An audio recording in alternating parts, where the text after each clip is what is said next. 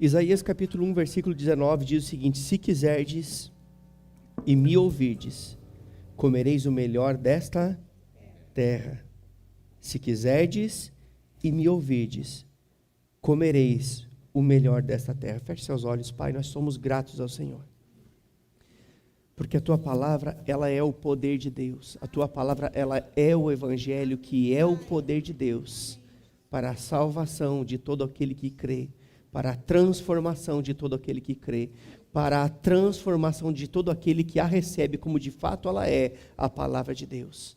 Inspira o nosso coração, Senhor, nessa noite. Amém. Nós queremos compreendê-la, Senhor Deus, queremos entendê-la, queremos a revelação da Tua palavra nessa noite, em nome de Jesus. Sabemos que é o Teu Espírito que traz essa revelação, esse entendimento, mas nós sabemos que o autor da Bíblia mora em nós, o Espírito Santo, aquele que inspirou homens para escreverem a Tua palavra, Ele habita em nós, o autor da Bíblia habita em nós, e nada melhor do que esse Espírito, o Espírito que é santo, para revelar a Tua palavra ao nosso coração. Aleluia. Obrigado, Pai. Nós somos gratos a Ti.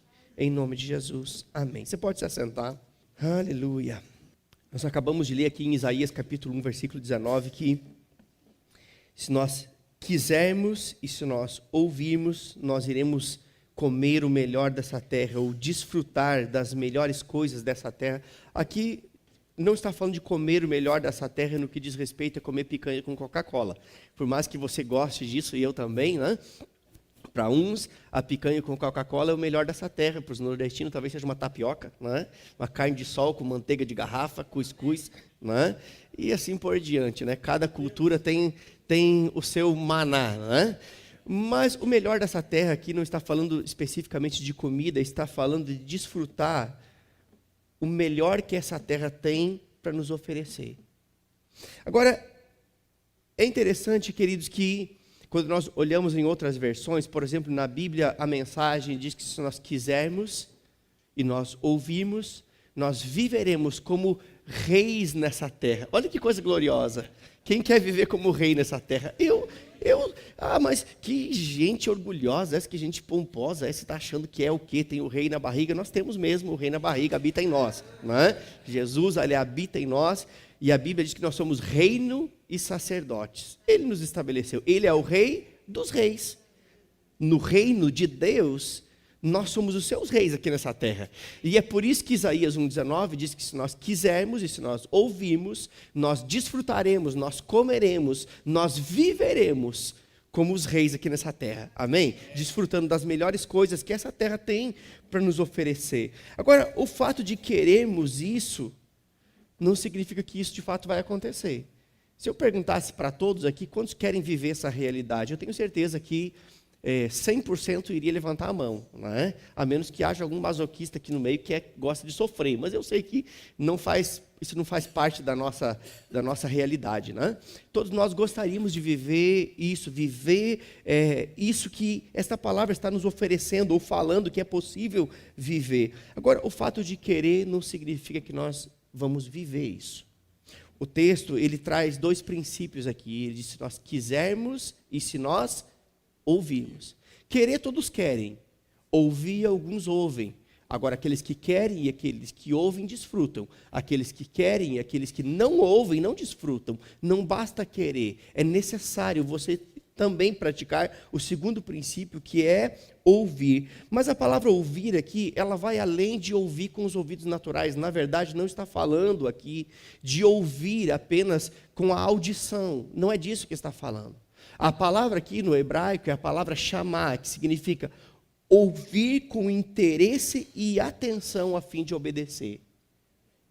Ouvir com interesse e atenção com o propósito de obedecer. Eu sei que muitas vezes nós citamos esse versículo dizendo: se quiserdes e me obedecerdes, comereis o melhor dessa terra. Mas nós só podemos obedecer algo que antes nós ouvimos. Ouvimos e prestamos atenção, tivemos interesse naquele assunto e decidimos obedecer. E então, nesta prática, de fato, nós iremos desfrutar das melhores coisas dessa terra. Nós somos aqueles que de fato ouvem o Senhor, ou pelo menos devíamos ser esses que ouvem o Senhor. Jesus disse: as minhas ovelhas ouvem a minha voz. Nós somos ovelhas de Jesus. Eu costumo dizer que eu sou co-pastor de Jesus, né? Você é a ovelha principal do pastor principal, que é Jesus, né?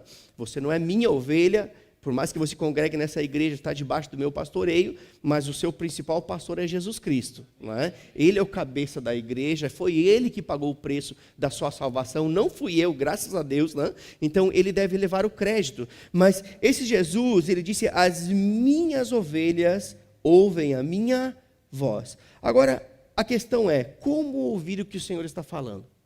Como é que esse povo aí diz que ouve a Deus? Eu nunca ouvi a Deus. Na verdade, querido, pode ser que você já ouviu, mas você não percebeu que era Deus falando. E nessa noite nós vamos entender um pouquinho como é essa questão de ouvir o que Deus está falando. Como é que eu posso ouvir o que Deus está falando? De fato, todas as vezes que nós lemos a Bíblia, ou todas as vezes que nós ouvimos uma ministração da palavra de Deus, ali nós estamos tendo a oportunidade de ouvir Deus, ou de ouvir a Deus. Mas não é todas as vezes que eu leio a Bíblia que eu ouço a Deus? Não. Não é todas as vezes que eu ouço uma ministração da palavra de Deus que eu estou ouvindo a Deus? Não. Não, você pode estar ouvindo com a audição, mas o texto que nós lemos aqui no princípio, quando a palavra ouvir aqui, ela é traduzida, significa ouvir com interesse e atenção, a fim de obedecer. Ou seja, todas as vezes que eu leio a Bíblia, eu tenho a oportunidade de ouvi-la com atenção, com interesse e com uma finalidade: obedecer os princípios que nela estão contidos. Todas as vezes que eu ouço alguém pregando a palavra, estou tendo a oportunidade de ouvir com atenção e ser despertado no interesse de obedecer os princípios. Ou seja, como é que eu posso ouvir a Deus? Me expondo à sua palavra. Agora, veja bem, queridos, quando eu olho para a Bíblia, eu descubro algumas coisas bem interessantes. Lá em Provérbios 20, 27, diz que o espírito do homem, o coração do homem, ele é a lâmpada do Senhor. Ou seja, o seu coração ou o seu espírito, é nesse lugar que Deus fala. Muitas vezes nós queremos ouvir Deus falando de forma audível, isso é possível.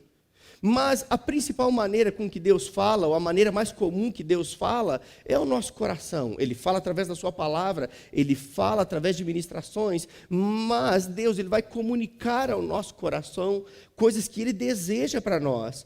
Agora, veja bem, por que isso acontece? Porque nosso Deus é espírito, e o nosso coração é o lugar onde o Espírito de Deus habita. É nesse lugar que Deus fala, é nesse lugar que Deus comunica as verdades da sua palavra e aquilo que Ele tem para nos instruir, para nos conduzir. E é por isso que o Romanos 8,14 diz que aqueles que são filhos de Deus, eles são guiados pelo Espírito de Deus. E numa versão mais apropriada diz aqueles que são filhos maduros.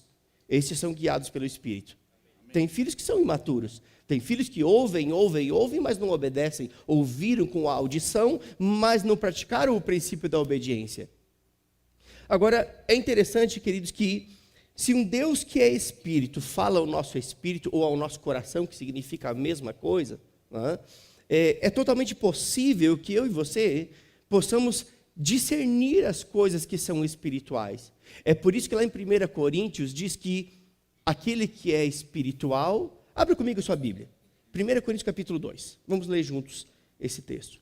O tema desse culto é mergulhando no Espírito, então nós temos como proposta para esse culto falar acerca das coisas do Espírito, explicar como nos mover no Espírito, explicar como ouvir a voz do Espírito, explicar como nos encher do Espírito. Tudo isso é proposta desse culto. Então, 1 Coríntios capítulo 2, versículo 15, diz que aquele que é espiritual, ele discerne bem todas as coisas. Estou parafraseando aí o versículo para você, mas 1 Coríntios capítulo 2, versículo 15, diz que aquele que é espiritual, quem é espiritual aqui? Amém. Na verdade, queridos, todo aquele que nasceu de novo, ele tem o seu espírito recriado, o seu coração regenerado.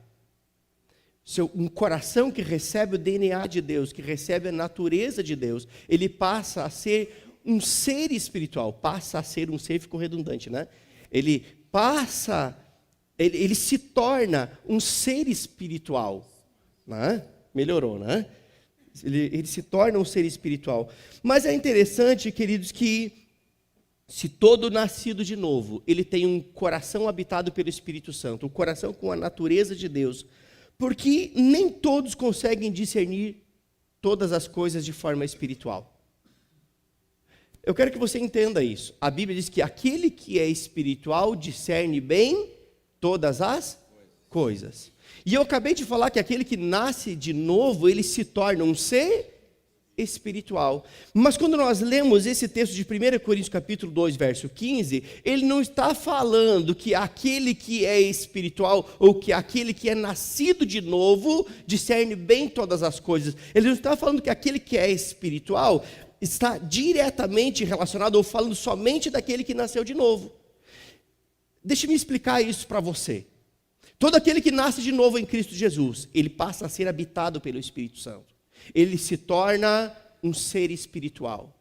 Mas quando esse texto de 1 Coríntios 2,15 diz que aquele que é espiritual discerne bem todas as coisas, ele não se refere apenas àquele que é nascido de novo, mas ele se refere a alguém que está cheio do Espírito e que é governado por ele, porque nem todo nascido de novo, ele discerne as coisas espirituais.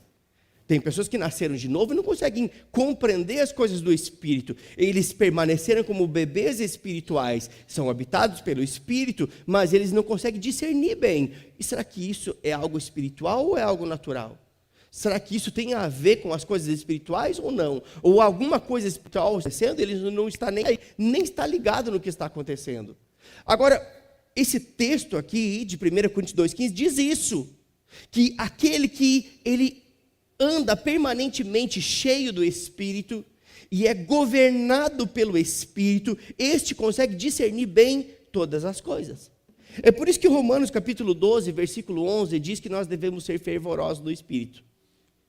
Esse texto está dizendo que é para ser fervoroso no Espírito somente no ambiente de culto? Somente na hora do louvor? Quando você está na sua casa jejuando e orando? Não. Ele diz, seja fervoroso de espírito, ou no espírito. A palavra fervoroso aqui significa mantenha-se aquecido espiritualmente. Mantenha-se em ponto de fervura espiritual. Mantenha-se em ponto de estar quase entrando em ponto de fervura. Seria mais ou menos isso. É como você colocar aquela leiteira no fogão a lenha. E quando ela está começando a levantar a fervura, você dá aquela redadinha. E ela permanece quente. E quando você quer que aquele leite venha a ferver, você dá uma redadinha de volta para o centro. E você não vai esperar muito, logo ele vai levantar a fervura.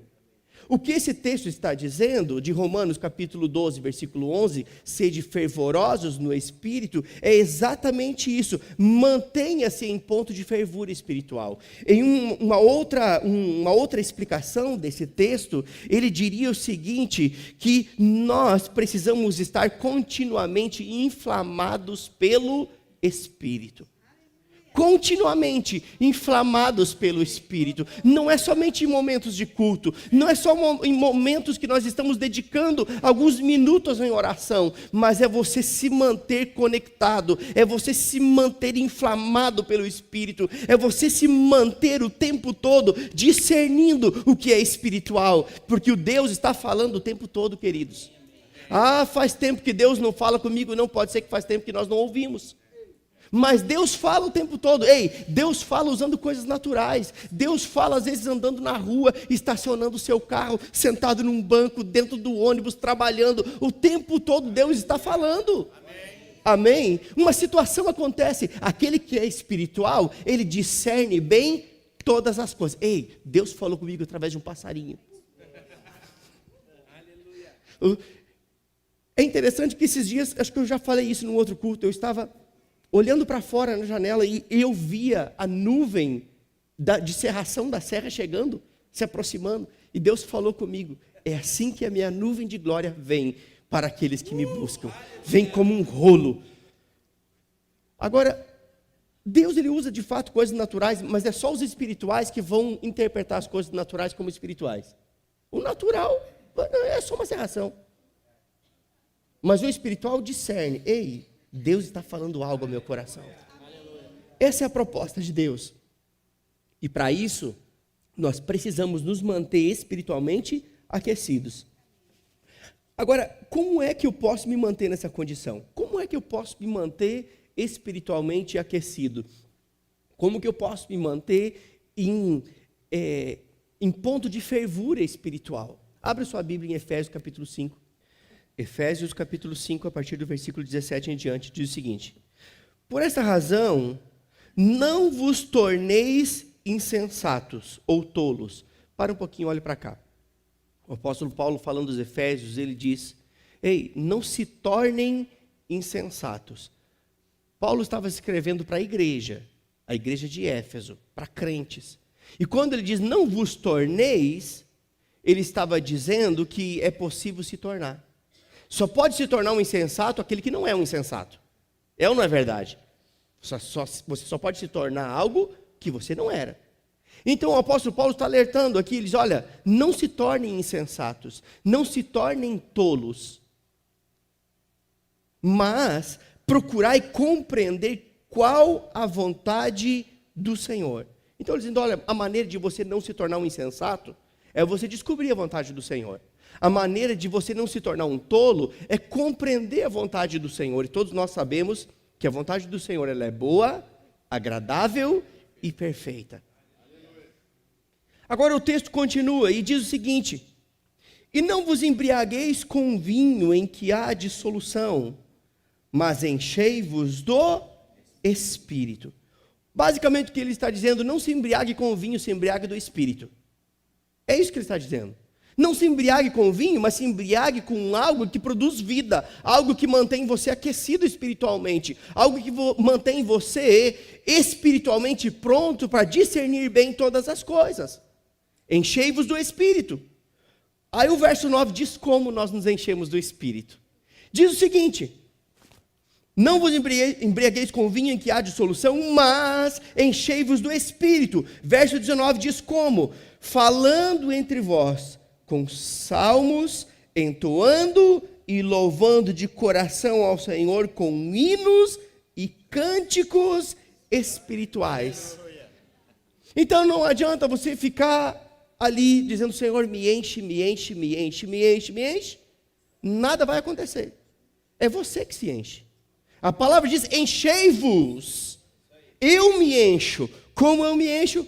Cantando ao Senhor, salmodiando ao Senhor. Sabe o que é salmodiar ao Senhor? É você deixar o seu coração, que é habitado pelo Espírito Santo, fluir como uma cachoeira palavras ao Senhor. Ah, mas eu não canto nada, querido, eu também não. Eu não posso dizer que isso é bíblico, mas eu creio. E eu posso crer até que cachorro voa.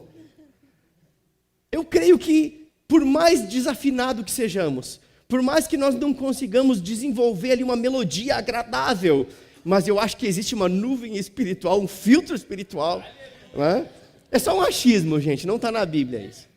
Porque se eu cantar, metade da igreja acho que vaza, a outra metade fica com vontade, mas por respeito fica. Mas o texto diz que a maneira de nos enchermos do Espírito é salmodiando ao Senhor. Sabe que a maneira mais fácil de salmodiar ao Senhor é você pegar um versículo da Bíblia e começar a cantar ele. Aleluia. Comece a cantar. Comece a cantar um versículo e você vai perceber, queridos, que vai começar a fluir, fluir, fluir, porque dentro de nós há um rio. A Bíblia diz isso: de dentro de vós fluirão rios de águas vivas. E são esses rios que nos conduzem de forma inspirada a salmodiar o Senhor. E você vai perceber que quando você começa a cantar a Ele, salmodiar a Ele, o seu espírito ele começa a borbulhar, e logo você quer começar a orar em línguas, porque a oração em línguas te edifica a sua fé, te deixa sensível espiritualmente. E você então está pronto, você está em ponto de fervura. Amém? Ah, mas eu só posso orar em línguas no culto, naquela hora que eles estão cantando e que o pastor sobe lá, o ministro de música sobe lá e diz: ore em línguas. Não, você pode orar em línguas quando você quiser, o tempo que você quiser, quando você quiser, no momento que você desejar. Você promove o ambiente espiritual, Você não depende de uma circunstância, não depende de um momento, você promove um momento, você cria um momento. Amém? Você acha que Deus, Ele iria inspirar homens a escreverem algo que você não pode fazer? Não. Se Ele inspirou homens a escreverem algo para que nós façamos, é porque Ele nos deu as ferramentas para isso, nos deu capacidade para isso. Amém? Então, queridos, nós podemos nos encher do Espírito, cantando ao Senhor, salmodiando ao Senhor. Mas é interessante, queridos, que não é só isso que nos enche do Espírito, não. O texto continua, ele não para aí, não. E ele continua dizendo o seguinte: dando sempre graças a Deus por algumas coisas. Por todas as coisas. Então, quando você recebe a sua folha de pagamento, você diz: que miséria de salário! Sabe o que é isso? Murmuração, alguém já disse que é como você dar oxigênio para o diabo. Não fui eu que disse isso, não. Alguém já disse isso. Que murmurar é como você dar oxigênio para o diabo sussurrar ainda mais no seu ouvido. Mas o texto está dizendo que uma das formas de nos enchermos do Espírito é sim salmodiando, cantando cânticos espirituais. E quando a Bíblia fala de cânticos espirituais, está falando de cânticos em outras línguas, ou cânticos inspirados no nosso coração. Mas o texto continua e diz: dando graças a Deus por tudo, dando graças a Deus pelo feijão e arroz com o zoiudo em cima, sem carne. Sabe o que é um zoiudo em cima? É bom demais da conta, só. Nós passamos 6 meses comendo arroz, feijão, carne moída quando tinha. Oh, Senhor, obrigado. Somos gratos pela carne moída. É isso aí mesmo. É assim, queridos. É por tudo. Ah, mas eu tenho que ir no culto de busão. Querido, é melhor do que vir a pé.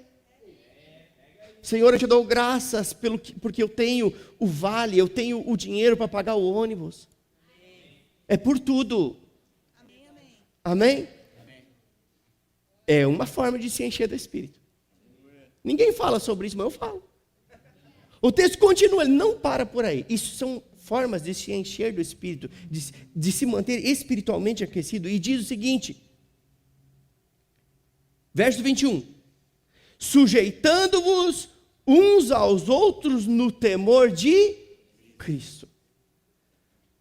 É impossível alguém se encher do Espírito andando em insubmissão. É sino como que retine. É como carroça vazia, como lata vazia. Faz muito barulho, mas não tem nada dentro. A forma de nos enchermos do Espírito é cantando ao Senhor, salmodiando ao Senhor, orando em outras línguas, sim, mas também sendo grato a Deus por tudo, queridos. Quando nós aprendemos a ser gratos por tudo, tudo vai chegar. Jesus foi grato, levantou as mãos e disse: Pai, eu te dou graças por essa multidão de 5 pães. É 5 pães, né? É isso? 5 pães e 3 peixes, é isso? 2 peixes, né? Ó, já está multiplicando, né? Ele deu graças. Ele não murmurou. Ele disse: Senhor, que problema que você me arrumou. Olha esse povo faminto, eu só tenho isso. Não, disse: Pai, eu te dou graças. Por tudo. E a insuficiência superabundou. Amém? Se nós queremos ver a superabundância de Deus, precisamos aprender a dar mais graças a Deus. Por tudo. Pelo pouco, pelo médio e pelo muito. Amém? Aleluia. Aleluia. É impossível alguém se encher do Espírito se submetendo. Você pede algo e a pessoa faz diferente. Aí você, tranquilo, em amor, está tudo bem. Aí você pede de novo, faz diferente. Pede de novo, faz diferente. Faz que não ouve. Sabe, queridos, sujeitar-se uns aos outros não significa se sujeitar somente ao seu pastor. Eu acho interessante que a Bíblia, ela explica isso tão bem. Se sujeitar um ao outro, é você olhar para quem está do seu lado e entender que você precisa se submeter a ele. E se ele entender que precisa se submeter a você, não vai dar guerra. não vai dar contenda. A Bíblia diz que nós devemos considerar o outro superior a si mesmo. Eu quero que você olhe para um lado e para o outro e veja essa pessoa como alguém superior a você. Olhe para o lado aí. Sabe de uma coisa, queridos? Nós temos a probabilidade de olhar um líder na igreja e considerá-lo superior e respeitá-lo mais porque ele é superior. É fato, é bíblico isso. Mas quando a Bíblia diz que nós devemos nos sujeitar um ao outro e considerar o outro superior a si mesmo, ela está dizendo que se nós andarmos nesse princípio, não vai haver fofoca, não vai haver contenda, não vai haver disputa. Sabe o que vai acontecer? Nós iremos promover o outro. Sabe o que é isso? Isso faz parte de encher-se do Espírito. Amém? Cada vez, queridos, que nós abrimos a nossa boca para falar mal de um irmão, é como se nós estivéssemos furando o saco. Sabe, eu me lembro, eu trabalhei em supermercado e muitas vezes para colocar o pacote na prateleira, nós fazíamos pequenos furos para o ar sair e acomodar melhor. Quem já foi supridor de supermercado sabe do que eu estou falando. Eu já fiz isso também. Já fiz coisas muito mais difíceis que isso. Mas eu me lembro que, volta e meia, tinha umas crianças levadas que passavam nos pacotes de açúcar e faziam assim, ó. Tum! Faziam um buraco com o dedo. E quando o cliente ia pegar, derramava. E ele largava de lado e trocava por outro. O que eu estou querendo dizer com isso, queridos, que cada vez que nós falamos mal de um irmão, cada vez que nós não nos sujeitamos uns aos outros, cada vez que nós não damos graças a Deus, é como se nós estivéssemos furando o ambiente do Espírito para que ele se esvaia de nós. O Espírito Santo não sai de nós, mas é fato que nós podemos entristecê-lo. Sabe, queridos, da mesma maneira que aquela cliente largava aquele pacote furado e pegava outro, muitas vezes é assim que Deus tem que fazer com alguns. Estão tão vazios, mas tão vazios, que Deus não pode usá-lo. Tem que pegar outro que esteja cheio, outro que esteja abastecido, outro que esteja selado. Amém? Agora, o que pode nos impedir de viver esse estilo de vida cheio do Espírito? Esse estilo de vida que nos faz ouvir, discernir bem todas as coisas que são espirituais. O que pode nos impedir disso? Gálatas capítulo 5, verso 16, diz o seguinte: andeis no Espírito e jamais satisfareis os desejos da carne. Andeis no Espírito e jamais satisfareis os desejos da carne. Agora, é interessante que quando se fala sobre desejo da carne, logo as pessoas pensam em pecado, né? Desejo da carne, pecado, né? Adultério, mentira, roubo, tal, né? As pessoas normalmente associam o desejo da carne com isso, mas o desejo da carne, querido, é tudo aquilo que se opõe ao Espírito, porque a carne milita contra o Espírito. Ou seja, o desejo da carne, muitas vezes, é algo que é lícito e que nem é pecado, mas é desejo da carne. E se nós cedermos ao desejo da carne, que é lícito, pode ser que nós não vamos conseguir nos encher do Espírito, porque o nosso espírito, ele se inclina para as coisas do Espírito, mas se o desejo da carne se sobressair, ele abafa o desejo do Espírito. Agora, é interessante, queridos, que a nossa carne, ela não vai querer ler. Eu não sei quanto a você, mas muitas vezes eu não tenho desejo de ler, não. Eu não acredito.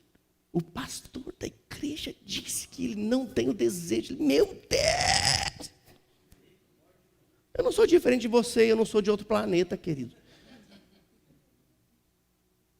Tem momentos que tudo que eu quero é ficar embaixo da cobertinha e nem vir para o culto. Mas ele não é o pastor? Sou. Mas esse desejo não é do meu espírito. Esse desejo é da carne. E eu não sou uma carne, eu sou um espírito. Então, meu espírito pega a minha carne e diz: ei, rapaz, vamos para o culto, você é o pastor, você vai pregar. Mas é o mesmo Espírito que diz para você: ei, varão, vai para o culto, você tem que ouvir. Amém? Amém. Só isso. Só isso. Mas sabe de uma coisa, queridos? A carne ela não vai querer ler, a carne ela não vai querer orar, a carne não quer nem congregar. A carne não quer. Sabe por quê? Porque a carne não foi redimida não, queridos. O que foi redimido foi o nosso espírito. A carne não quer. Mas quando a carne de Jesus não queria, ele disse: Pai, antes faça-se a tua vontade. Aleluia. Amém? Aleluia. E nós decidimos fazer a vontade do Pai, mesmo que a nossa carne não queira.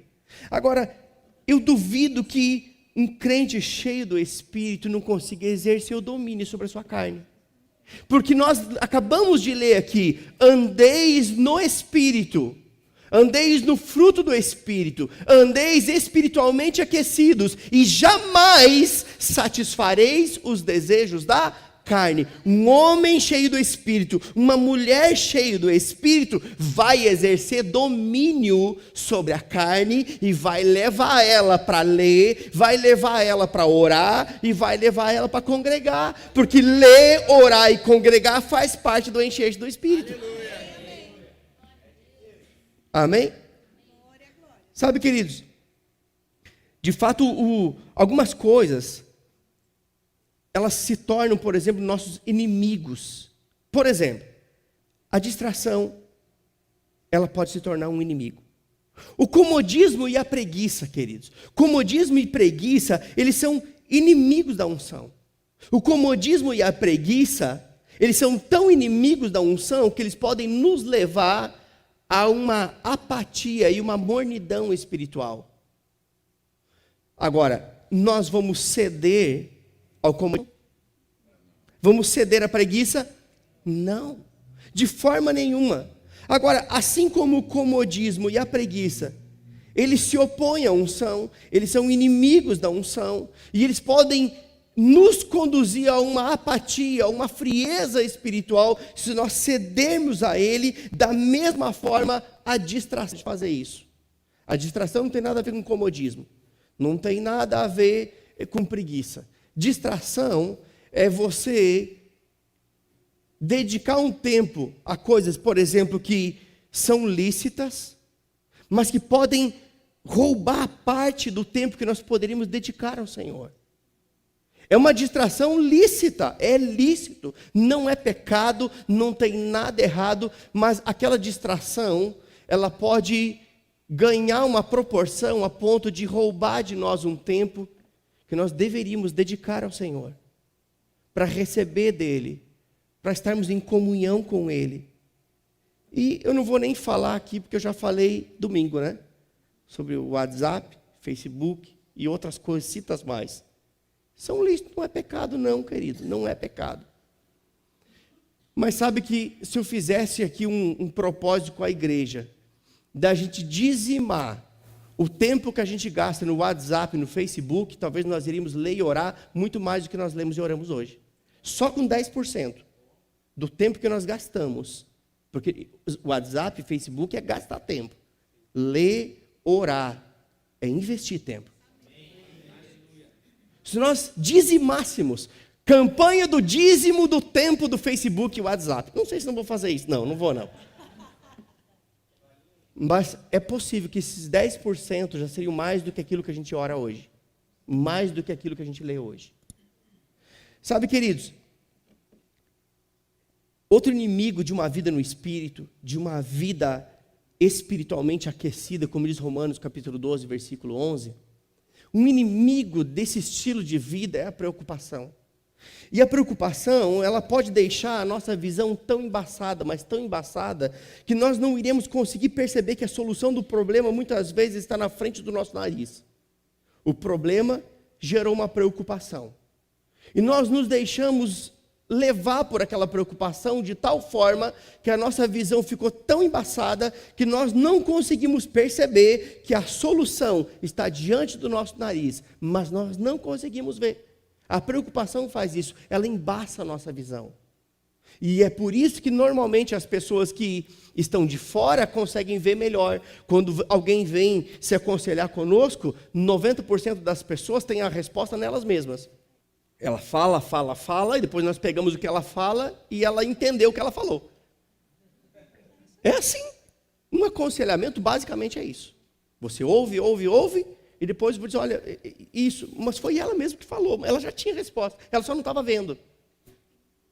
Então, queridos, a preocupação faz isso, ela rouba de nós a solução daquela situação, daquele problema.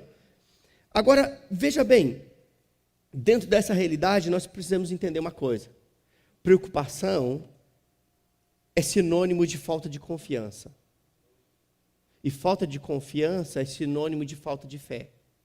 Preocupação é sinônimo de falta de confiança. Falta de confiança é sinônimo de falta de fé. Agora, o oposto disso é o descanso.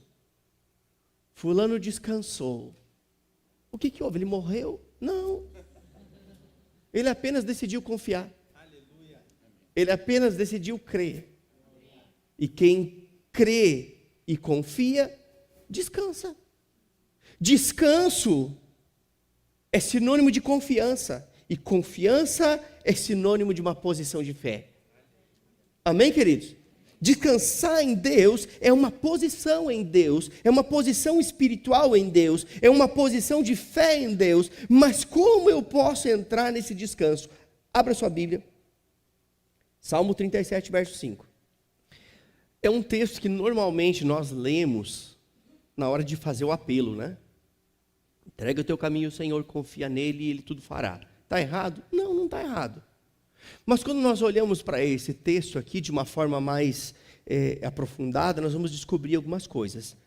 Então, Salmo 37, verso 5 diz o seguinte: entrega o teu caminho ao Senhor, confia nele e o mais ele... Lembra que eu acabei de citar que descanso é sinônimo de confiança e confiança é sinônimo de fé? Pronto, o que esse texto está dizendo? Que quando nós entregamos o nosso caminho a Ele e confiamos nele, ou dedicamos a nossa vida a uma vida de fé nele, Ele vai fazer. Basicamente é isso que esse texto está dizendo, ou seja, entregar o caminho é muito mais do que entregar a vida a Jesus. O caminho fala de um destino, caminho fala de uma trajetória, caminho fala de um processo. Então aqui está dizendo o seguinte: entrega o teu futuro ao Senhor, entrega a tua jornada ao Senhor, entrega o teu caminho. É muito mais do que entregar a vida. Tem pessoas que entregam a vida, mas não entregam o futuro, entregam a vida, mas não entregam a sua jornada para o Senhor, não entregam os seus alvos, não entregam os seus objetivos, não entregam os seus sonhos. Elas entregaram a sua vida. E o nome está escrito no livro da vida? Está. Mas porque não entregaram o seu caminho, não entregaram o seu futuro, não entregaram o seu destino, não entregaram a sua jornada, logo a jornada ou o futuro vai ser peso para ele. Porque Deus está nele, mas Deus não está no caminho dele.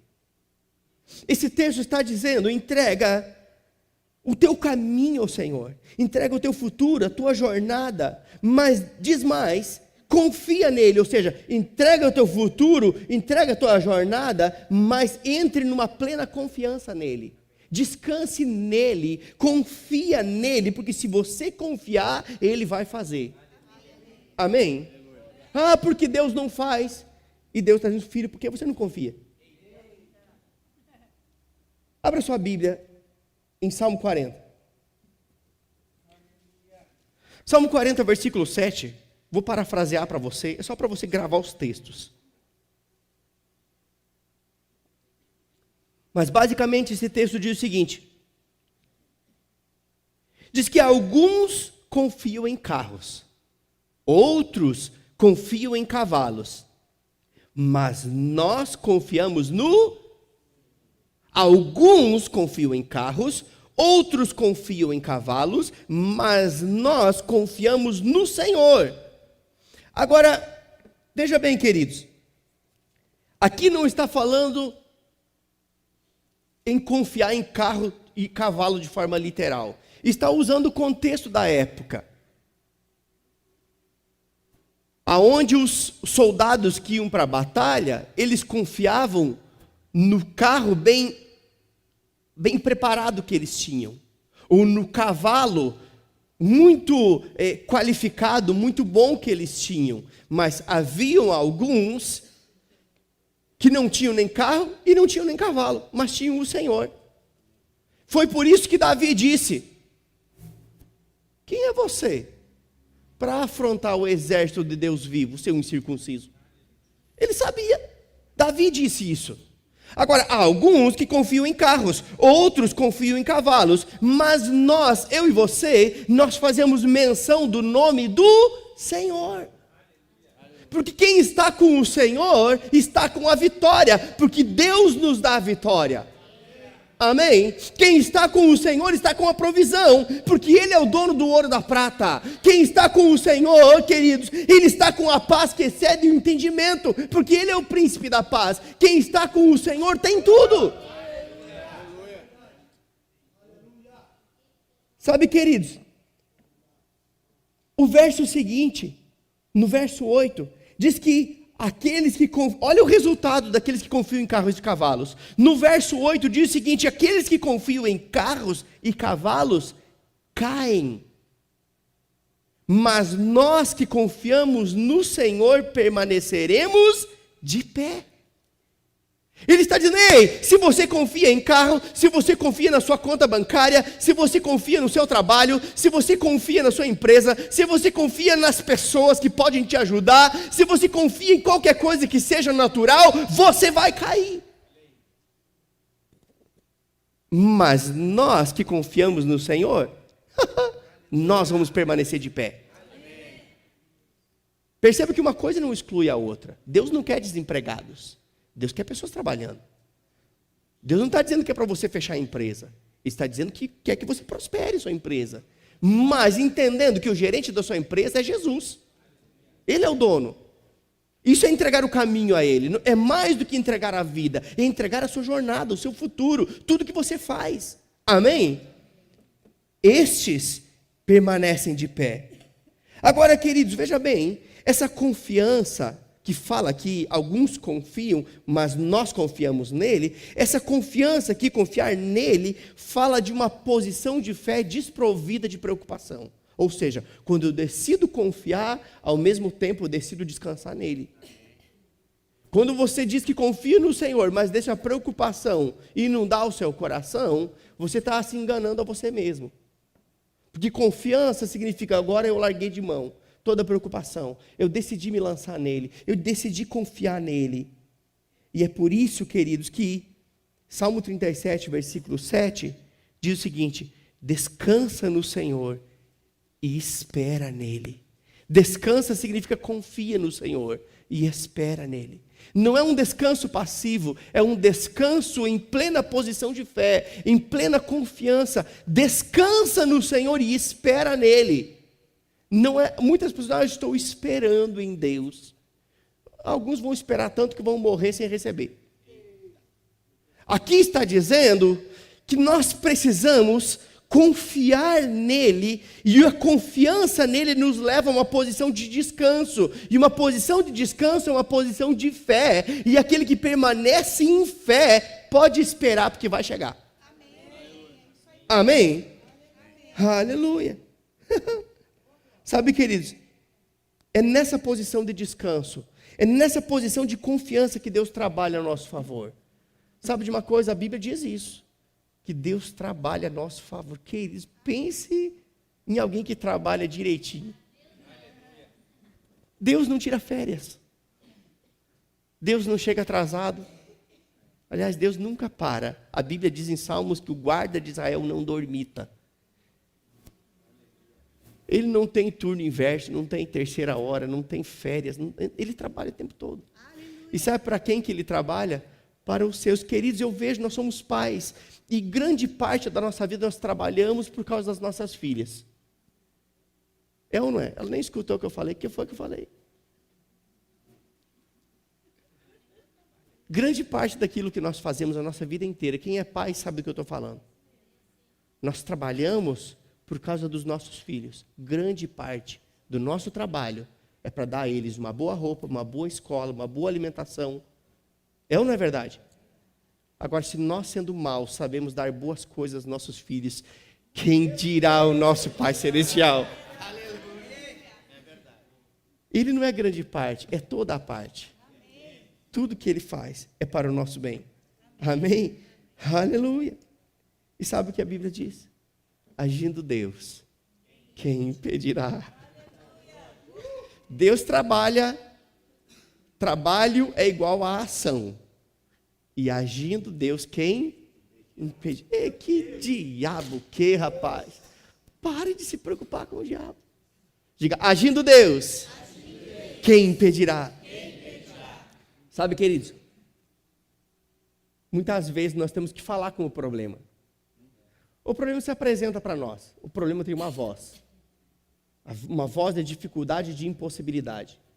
Mas sabe que nós temos que falar com o problema? Quando o problema se apresenta, diga para o problema, ei, rapaz. Rapaz não, porque não é nem rapaz, né? Ei, seu nada. Agindo Deus, quem vai impedir? Amém? Aleluia. Sabe, queridos, é nessa posição que Deus ele age, que Deus trabalha a nosso favor e que nós conseguimos andar em vitória nesse mundo. Salmo 46, verso 10 diz, aquietai-vos e sabeis que eu sou Deus. Muitas pessoas não sabem quem Deus é, sabe por quê? Porque estão atribuladas. Muitas pessoas não conseguem saber quem Deus é, porque estão tão preocupadas, tão atribuladas, que elas não conseguem conhecer o caráter de Deus. Não conseguem perceber quem Deus é na vida delas, mas a Bíblia diz, nesse salmo, aquiete-se, porque na sua quietude eu me revelo. Na sua quietude eu estou liberado para trabalhar. A palavra aquiete-se aqui é relaxa. Uma outra versão diz exatamente isso. Ei, Deus diz para você nessa noite, relaxa, rapaz. Amém? Amém? Se aquiete, relaxa. E você vai saber que eu sou Deus na sua vida. Eu garanto para você uma coisa, queridos. Enquanto nós estivermos esperneando por causa de alguma situação, é porque nós ainda estamos no controle. Enquanto a gente permanecer esperneando, até quando? Esse marasmo, até quando essa crise, até quando esse arroxo? Enquanto a gente estiver esperneando, fique sabendo de uma coisa, ainda é você que está no controle. Ainda Deus não pode agir. Agora, quando você decide confiar e descansar nele, nesse momento, Deus passa a ter o controle. E agindo Deus, quem impedirá? Amém? Aleluia. Sabe, queridos?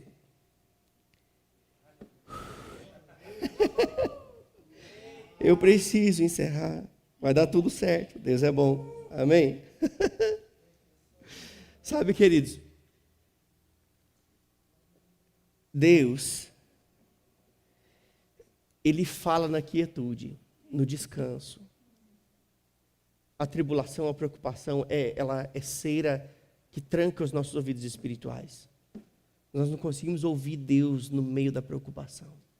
Não conseguimos ouvir Deus quando estamos atribulados. Mas é nessa condição de quietude que nós conseguimos ouvir a Deus e tomar as decisões acertadas. Ei, Deus não quer que você erre. Errar é lícito? É lícito. Mas não é a melhor escolha.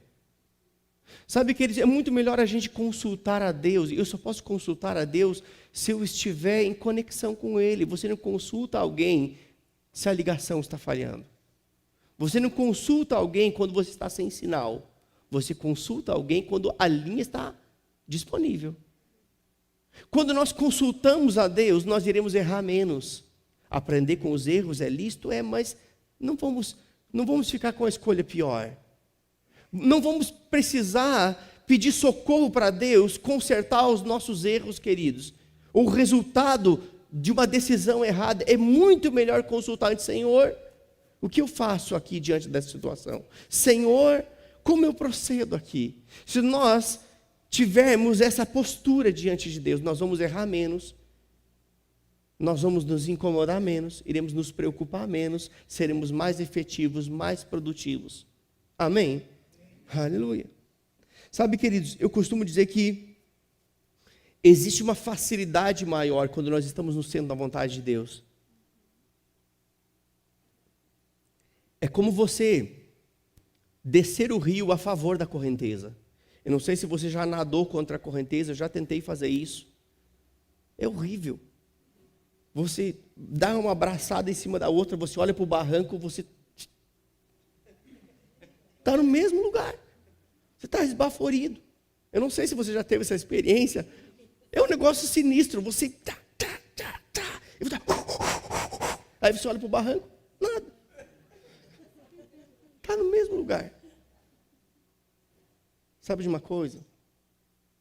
Talvez seja o momento de você mudar a direção e deixar com que o rio de Deus te conduza. Você vai ser mais rápido, vai fazer menos esforço e vai chegar no lugar apropriado, porque Deus sempre te conduz para o melhor lugar. Amém? Aleluia. Sabe, queridos, todos nós queremos algo da parte de Deus e muitas vezes algumas coisas acontecem e nós damos o crédito a Deus e Deus não tem nada a ver com aquilo. Tomamos uma decisão. Algo aparentemente bom aconteceu. Ah, foi Deus. E Deus não tem nada a ver com aquilo. Aquilo foi resultado de uma decisão, só isso. Lá na frente você vai perceber que Deus não estava envolvido porque aquela situação trouxe desgosto para você. Trouxe peso. E a Bíblia diz que a bênção de Deus, ela enriquece e não traz desgosto. A bênção de Deus, ela acrescenta e não traz peso sobre as nossas vidas. Quero que você abra sua Bíblia em em Isaías 64. Nós vamos encerrar aqui, versículo 4. Esse texto vai dizer que Deus ele está trabalhando a nosso favor, ou a favor daqueles que nele esperam, daqueles que nele confiam. Ei, Deus ele trabalha a nosso favor, não contra. Se Deus trabalhasse contra nós, nós estaríamos perdidos. Se Deus trabalhasse contra nós, nós estaríamos lascados, ferrados. Mas Deus trabalha a favor de nós. Olha o que diz aí, versículo 4. Porque desde a antiguidade não se ouviu, nem com os ouvidos se percebeu, nem com os olhos se viu Deus além de ti, que trabalha para aquele que nele espera. Queria que você ficasse de pé agora. Deus trabalha para aquele que nele espera. A palavra espera aqui, ela pode ser definida por aquele que nele confia. Deus trabalha em favor daqueles que nele confiam, daqueles que nele esperam. Aleluia. Sabe, queridos, com um Deus como esse que trabalha a nosso favor, tudo que nós precisamos é crer, confiar e descansar. Diga crer, confiar, descansar. Eu quero que essas 3 palavrinhas, não vou dizer palavras mágicas, né? Porque a Bíblia não é mágica, ela é o poder de Deus, amém? Essas 3 palavras tão poderosas, elas fiquem arraigadas no seu coração. Diga crer, diga descansar e confiar. Que essas 3 palavras norteiem a sua vida daqui para frente. Crendo, confiando e descansando. Deus não quer ver você atribulado. Deus quer ver você descansando. Descansando nele. Amém? Agora, como é que nós podemos viver esse descanso do Senhor? Quando nós conseguimos discernir bem todas as coisas. E só pode discernir bem todas as coisas aqueles que andam na prática de Romanos 12:11. Sede fervorosos no Espírito.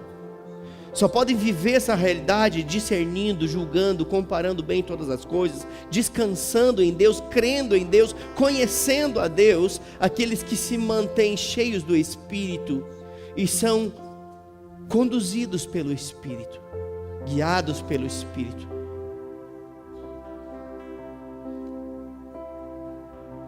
Como é que nós podemos nos encher do Espírito? Falando entre nós com salmos e hinos e cânticos espirituais, salmodiando ao Senhor no nosso coração. Oh.